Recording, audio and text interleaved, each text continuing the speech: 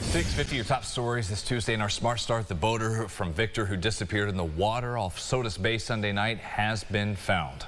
And unfortunately, he's passed. According to the Wayne County Sheriff's Office, the body of 59-year-old Rodney Buncha was found around 8 o'clock last night. That search had started about 24 hours prior at Sodus Point. Witnesses say they saw two people sent flying from that boat when it took a very hard turn.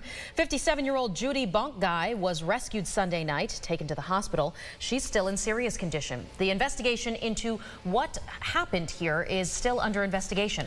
We have a new interview with Monroe County Sheriff Todd Baxter. We're hearing about what he's calling a rise in violence against law enforcement. Baxter says he refuses to accept that as a new normal. Just last week, a man opened fire on a Rochester police officer's patrol car during an unrelated traffic stop. Though the officer was not hurt, Baxter says this shooting does also remind him of what happened to Officer Anthony Mazurkowitz 2 summers ago, as he was murdered while on duty. Now, back in 2022, Baxter says he helped to create the Consortium for Safe Communities. It is a group designed to advocate for improved public safety legislation in New York State. We're not asking for anything so grandiose or off the charts. We're asking for simple improvements to the current law. All I know is I can't sit here with the bully pulpit of the sheriff's office and let this become our norm, that we're going to accept attacks on police officers and no one says anything or does anything different about that.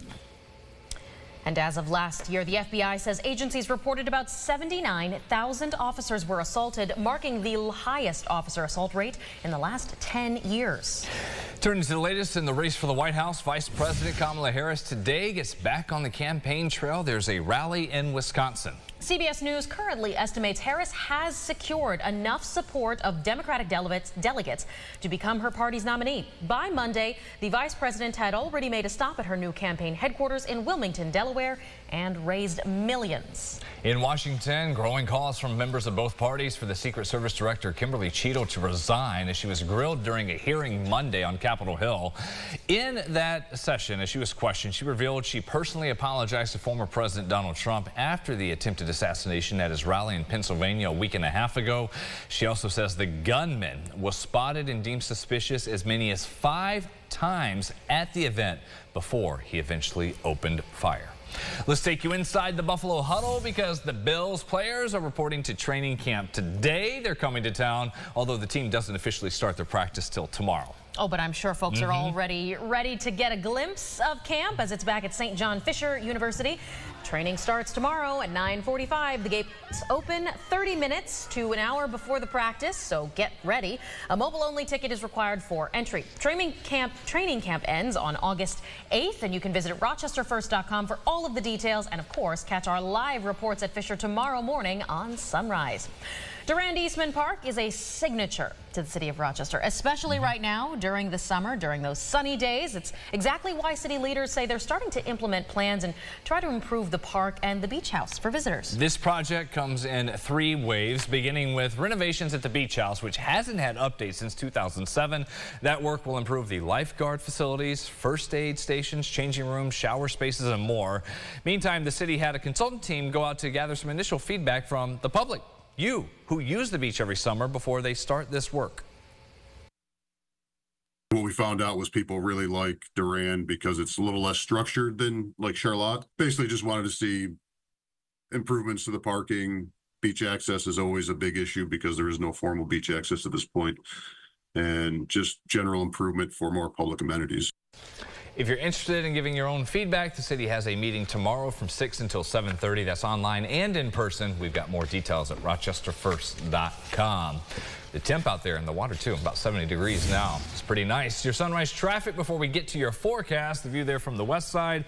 A crash over there in Ogden, 531 eastbound at Washington Street. An accident just reported the last 5 minutes. Still got crews on scene of another one. Multiple vehicles at West Henrietta Road between Southland Drive and 390. All right, James. Forecast for this Tuesday.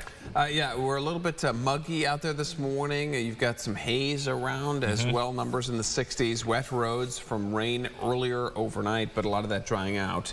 And I think evaporating, that's probably what's causing some of that low-level haze. 67 in Rochester, Penn Yan at 66, Sodus there as well at 66.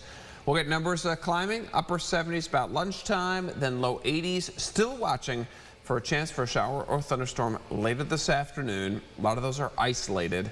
We'll do it again tomorrow. Tomorrow's going to be a little on the warmer side. We'll go maybe even mid to upper 80s briefly before, yes, more scattered showers and thunderstorms.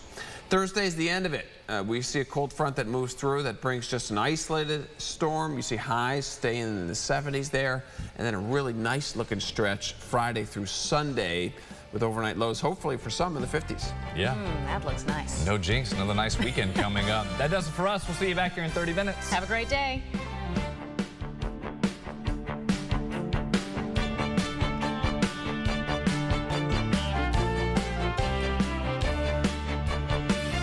Follow News 8 wherever you are on RochesterFirst.com, Facebook, Twitter, and on our app for news and weather.